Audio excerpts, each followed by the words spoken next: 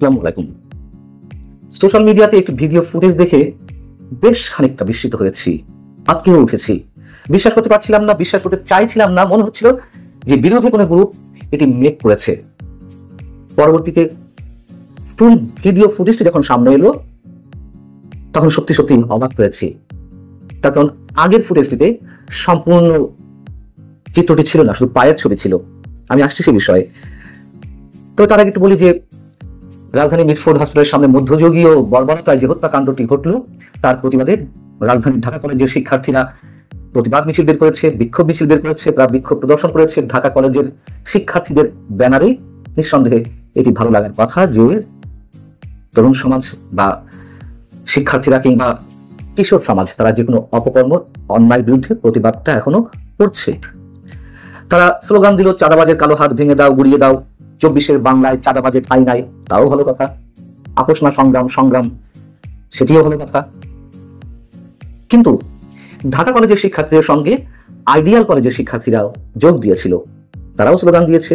কিন্তু পরবর্তীতে মিটফোর্ড হসপিটালের সামনে যে দৃশ্যটি আমাদের সামনে এলো সেটি হচ্ছে মুক্তিযুদ্ধের অন্যতম সেক্টর কমান্ডার, জেড ফোর্সের অধিনায়ক, সাবেক রাষ্ট্রপতি, বিএনপির প্রতিষ্ঠাতা জেনারেল জিয়াউর রহমানের পোস্টার তারা পা দিয়ে দুমড়ে মুচড়ে নৃত্য করছে, এক অর্থে নাচানাচি করছে।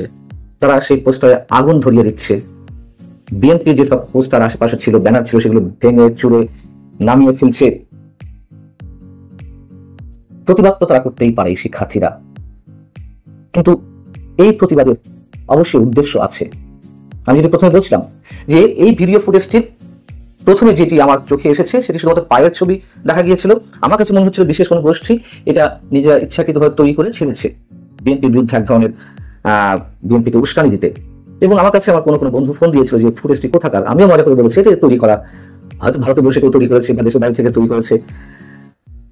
কিন্তু ফুটেজটি দেখলাম সত্যি স্বতঃস্ফূর্তভাবে কিছু শিক্ষার্থী কাজগুলো করছে। সোজা কথা, মুক্তিযুদ্ধের সব ধরনের স্মৃতি, মুক্তিযুদ্ধের সব ধরনের চেতনা ধ্বংসের জন্য একটি পক্ষ উঠে পড়ে লেগেছে। সেই পক্ষটিকে আমরা খুব ভালোভাবে জানি, তারা নিজেরাই তো স্লোগান দিচ্ছে, জিয়াবাদ থাকবে না, মুজিববাদ থাকবে না। এনসিপি পক্ষ থেকেই তো এই স্লোগানগুলো উচ্চারণ করা হয়েছে। এবং এই যে শিক্ষার্থীরা মুক্তিযুদ্ধের সেক্টর কমান্ডার, বিএনপির প্রতিষ্ঠাতা রাষ্ট্রপতি জেনারেল জিয়াউর রহমানের ছবিও পা দিয়ে দলল।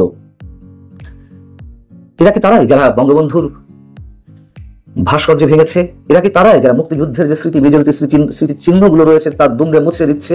এরা কি তারাই যারা 32 নম্বর বুলডোজার দিয়ে গুড়িয়ে দিয়েছিল? নিশ্চয়ই তাদের অংশ।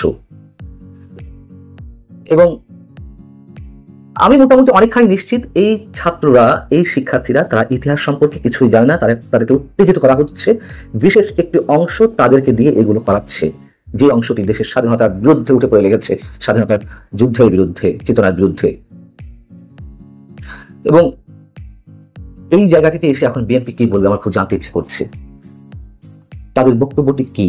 এবং এই নিউজটি কিন্তু আমি প্রিন্ট মিডিয়ার বা অনলাইন পোর্টালের কোনো জায়গা দেখিনি। যে ভিডিও ফুটেজটা দেখেছি সেটি নিয়ে কথা বলতে বাধ্য হচ্ছে এই কারণে, এটি অনেক আগে থেকে ইউটিউবে একটি চ্যানেল রয়েছে, দীর্ঘদিন ধরে তারা কাজ করছে, ফেস দ্য পিপলের তাদের আইডি এটি দেখেছি আমরা। এবং সেখানে লেখা রয়েছে আইডিয়াল কলেজের শিক্ষার্থীরা যা করলো, টাইটেলে লেখা রয়েছে। বিএনপি কি বলবে এটি আমাদের জানতে ইচ্ছে করছে এই কারণে যে যখন 32 নম্বর বুলডোজার দিয়ে গুড়িয়ে দেওয়া হলো, তারা প্রথম দিকে কোনো বিবৃতি কিংবা প্রতিক্রিয়া জানাচ্ছিল না। 2 দিন পরে তারা একটি বিবৃতি দিল, যখন 32 নম্বর বুলডোজার দিয়ে গুড়িয়ে দেওয়ার পরে দেশের বিভিন্ন স্থানে বিভিন্ন স্মারক, ভাস্কর্য, মুক্তিযুদ্ধের স্মৃতিচিহ্ন যেগুলো ধারণ করছিল সেগুলো, তারপর আওয়ামী লীগের নেতাকর্মীদের বাড়ি ঘর জ্বালিয়ে পোড়া দেওয়া হচ্ছিল, বুলডোজার দিয়ে গুড়িয়ে দেওয়া হচ্ছিল, তখন বিএনপি একটা দায়সাগোছে বিবৃতি দিল যে এই অপসংস্কৃতির আমরা প্রতিবাদ করি, এইগুলো থামাতে হবে, সরকারের উদ্দেশ্যে বলেছিল। এবং সম্ভবত একটা শব্দ উচ্চারণ করেছিল, তাও আমার ঠিক মনে নেই, যে ঐতিহাসিক নিদর্শনগুলো ধ্বংস করা হচ্ছে। আমি কারো মনে বাক্যে চাইবো যেন ওই বিবৃতিতে এই কথাগুলো থাকে, আমার ঠিক ভালো করে খেয়াল নেই, তত সান্ত্বনা দেওয়া যাবে নিজেদেরকে। কথা হচ্ছে কেন বিএনপি প্রতিবাদ করেনি? রাজনৈতিক প্রতিহিংসা থেকে। আজকে যখন জেনারেল জিয়াউর রহমানের তার প্রতি এই ধরনের চরম অবমাননাকর দৃশ্য আমাদেরকে দেখতে হচ্ছে, সেক্ষেত্রে আওয়ামী লীগ নিশ্চয়ই খুশি হচ্ছে। এবং আওয়ামী লীগ যে জিয়াউর রহমানের প্রতি প্রচন্ড অশ্রদ্ধা প্রদর্শন করেছে সে কথাও আমরা জানি। কিন্তু এগুলো আর কতদিন? কেন আমরা মৌলিক জায়গাগুলোতে এক থাকতে পারছি না? কেন আমরা মুক্তিযুদ্ধের ক্ষেত্রে আমাদের কণ্ঠগুলো এক করতে পারছি না? এদিকে রোববার নির্বাচন কমিশনে গিয়ে এনসিপির একটি প্রতিনিধি দল তারা দাবি জানিয়ে এলো তাদেরকে যেন শাপলা প্রতীক দেওয়া হয় আর নৌকা প্রতীক তুলে নেওয়া হয়।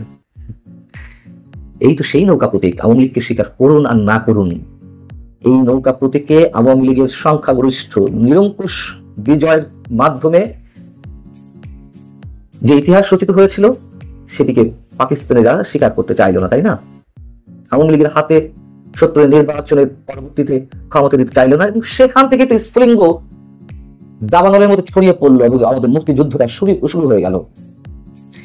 মুক্তিযুদ্ধের সবকিছু ধুয়ে মুছে শেষ করে দিতে চাইবেন, এত সহজ সম্ভব? এটি স্বপ্ন দেখছেন, সাময়িক উত্তেজনা কাজ করছে। এবং এই তরুণদের বলছি, মানে যারা এনসিপি গঠন করেছে তাদের প্রতিও তো আমাদের শ্রদ্ধা ছিল। কেন অসংখ্য অগণিত মানুষ তাদের প্রতি বীতশ্রদ্ধ হয়ে উঠছে ধীরে ধীরে? এই প্রশ্নটা কি তারা কখনো নিজেদেরকে করবে? ভালো থাকুন সবাই।